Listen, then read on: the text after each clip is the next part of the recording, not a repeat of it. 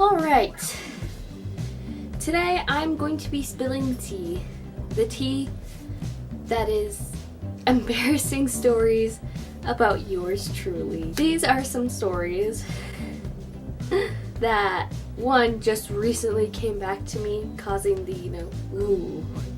And the other is, it's the 2-year anniversary of when this accident happened. And trust me, you will laugh if you hear any noises. That's my dog.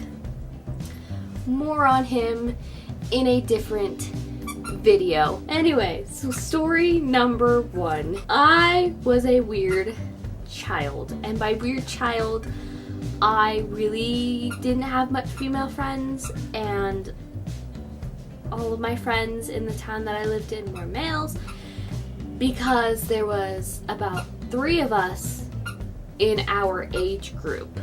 Yeah, everyone else was either very, very young or much older than us. This story takes place way before I moved into this lovely place, and it is honestly so embarrassing. I got embarrassed just remembering it. When I was a kid, I would stare ominously through the window like a widow yearning for her long lost dead husband. It was so weird, and I would do that, and I would stand in my window and do that for hours. It was I don't know why I did this. And then that evolved into whenever someone's just at the garbage, I'm just gonna pretend that I'm a ghost. So once they see me, they'll see me. But like when they turn away, and if they ever look back, I'll be gone. I don't know why I did this. And then it got to the point where I had a dog before Max. I had a dog. I couldn't bring him up to the window, so I got this giant plush husky, it's a giant husky plush, and I would prop him up at the window, and I would just kind of staring out whenever people would come by. And honestly, no one ever questioned it. Like, no one ever went to my dad or my mom was like, "Is your daughter okay?"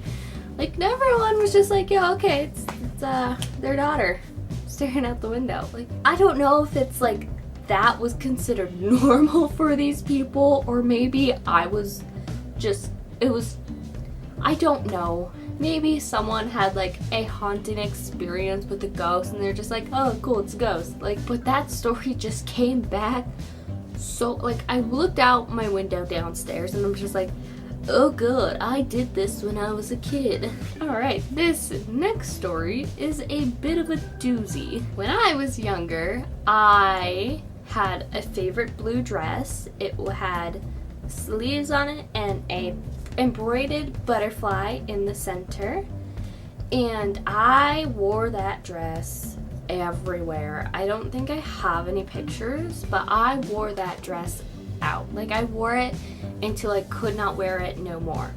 And that was my favorite dress because I considered it my fancy dress. Oh, me being the weird kid I was, my neighbors were out having a party outside on their deck, and for me, being this little 4-year-old girl, I put on my fancy dress and I just stood out by the bushes, making them believe that I was a ghost. I had a thing for pretending that I was a ghost when I was a kid, and I would do that every single time that they were having a party out on their deck. It was probably more believable because there was my house, an empty lot, and abandoned house, and then their house. After a few years, they did move, so maybe I did scare them. I don't know. I don't even know what to explain it. I didn't like any of those people. I was neutral to them. I didn't know him, but I never had a crush on any of their kids, so I don't know why I would just throw on my pretty blue dress and just sit in the hedges and the bushes and just stare. Like, my mom caught me once and she's like, you better stop doing that. They're gonna think you're weird. They're gonna move away.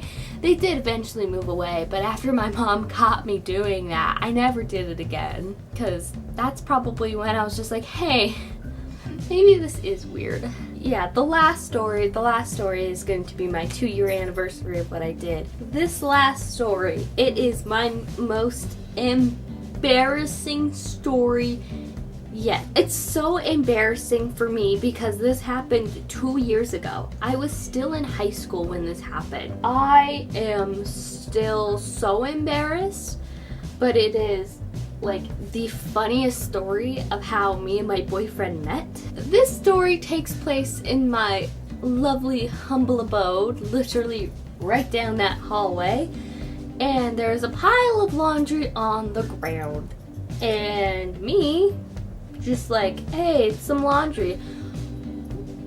How harmful is this? And I step in the pile of laundry, and lo and behold, there was a sewing needle in the laundry. A sewing needle in the laundry. Who do you know has a sewing needle in their laundry? I was in so much pain. Like, I pulled the needle out, but some of it broke off and it was still inside my foot. And I couldn't walk the next day. I was in too much freaking pain because of this sewing needle. And I didn't know that there was still a piece of it in my foot. So I couldn't walk for 2 days because I was in too much pain. I went to the doctors and they're like, oh, there's nothing we can do. You have to like go to the hospital. And I'm just like, oh, you guys are the worst. And so I go to the hospital. I was there for 6 hours because like the first like 45 minutes to an hour I was at the x-ray place to get an x-ray done on my foot, and they couldn't tell me what the hell was wrong with my foot.